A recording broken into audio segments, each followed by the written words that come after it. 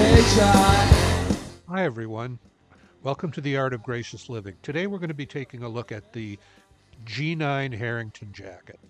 And specifically we're going to be looking at some alternatives to the Baracuta product, because this basic jacket has been around for many years. It probably became well known in the United States because of its similarity to the World War II tanker jacket, which had a slightly different collar but was basically a light windbreaker. The Baracuta company created the original G9 jacket in Manchester, England in 1937 by the Miller brothers. It was a lightweight golf jacket. Um, and its signature features, which are the umbrella back yoke and the Fraser tartan lining, as well as the ribbed cuffs and hem, are what identify the original G9 jacket by Baracuta. And the two have really become synonymous, Baracuta and the G9 jacket. Interestingly, G9 actually is a nod to the original use of the jacket as a golfing jacket. G stood for golf, 9 stood for the 9 holes in a golf game. So the G9 was originally, and perhaps best, is known as a golfing jacket, and is really ideally suited for golf when you might need just a light cover up or something not too heavy to protect you from the rain. Now, where did the name Harrington come from? Well, the G9 jacket became known as the Harrington jacket because Ryan O'Neal wore one famously in the TV soap opera Peyton Place. And he can be seen in many scenes wearing this jacket, which at that time represented kind of a wholesome, clean cut look, which is probably still what the jacket mostly conveys, although over the years it has been adopted by a number of counterculture movements, including the mods in the early to mid 60s, as well as skinheads in later years, the early 70s. Also, it has forever been associated with cool. The list of celebrities that have worn the G9 jacket is endless. Steve McQueen is probably the most famous, having worn one in the Thomas Crown affair. He actually wears two different jackets, only one of which is a G9 Barracuda. In the airplane scene, he is actually wearing a different jacket that lacks the back yoke, but it's, again, a very similar look. And he wore one in his private life as well as on screen. Frank Sinatra was filmed in a movie wearing one. Ronald Reagan famously had one that he wore quite frequently, as well as Elvis Presley. So it's got a cool factor that's really off the charts. And it certainly is a preppy staple. These were always a pricey jacket. I remember in the 70s when they were distributed in the United States by Van Heusen. These were pretty pricey, and you didn't see a lot of them because they were fairly expensive at the time. Even with the richer kids, not everybody had one. But the first time I ever saw one was a friend who had a blue one, navy blue one, and I immediately thought it was just the coolest thing. I've never actually owned a Barracuda, but what we're going to be looking at here are some of the alternatives. Now, first of all, let's get out of the way the fact that the Baracuta jacket itself has been subject to innumerable licensing deals.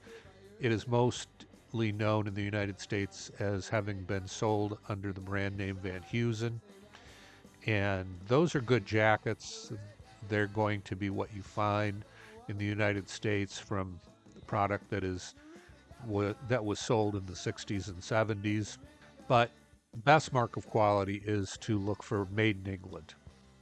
These come in all price points, and you can sometimes find the made in England ones that are really somewhat more desirable at the same price as some Van Heusen examples that are really of lesser quality and lesser desirability. So you do have to be a very discerning consumer when you're looking on eBay and the other used clothing platforms for the G9 Baracuta jacket. I'm far from an expert on G9 Baracutas because it's a huge area of specialty with numerous variations, cuts, fabrics, and levels of quality.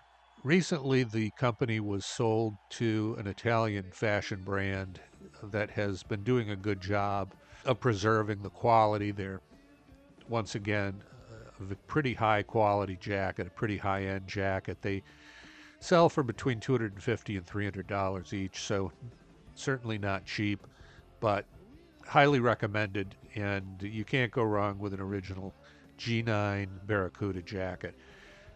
You'll see some of them that are the more recent manufacture have a tag that clearly indicates that they're distributed by the Italian company, but they are still made in the UK. You'll see the Van Heusen and others from the era before they were sold to the Italian company that are made in the Republic of China, Taiwan. And those jackets are still pretty desirable. So it's awful hard to go wrong with an original Baracuta G9, although there are levels of quality for the real connoisseur. But what I want to talk to you about now are some of the alternatives to the G9. One interesting alternative is the McGregor Drizzler jacket, and this is a sleeper. These tend to have asking prices from around $40 to $50 on eBay, and they are a very, very cool jacket. They also vary in their styling. Some have the dog ear collar like the G9 jacket. Others have just a plain collar. All of them are pretty cool looking. They don't have the umbrella yoke, but they do have a straight yoke in the back. The yoke is just a ventilation panel.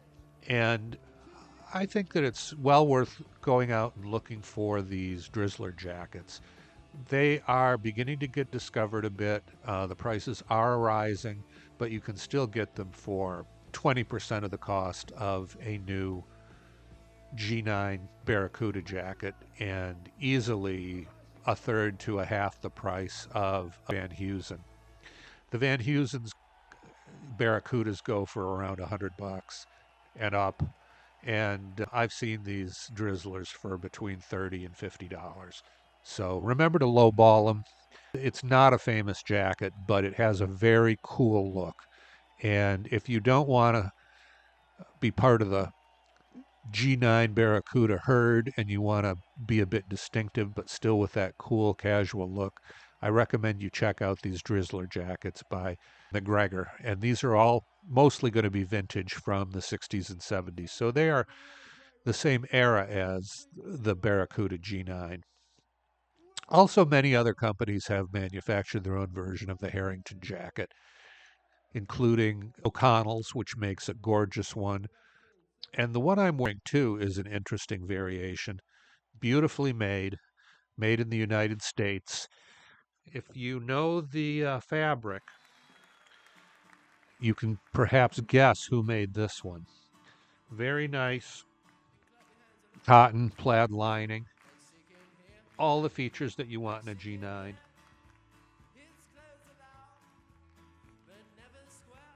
Including the umbrella yoke in the back. Again, made in USA, which is a bit unusual for these.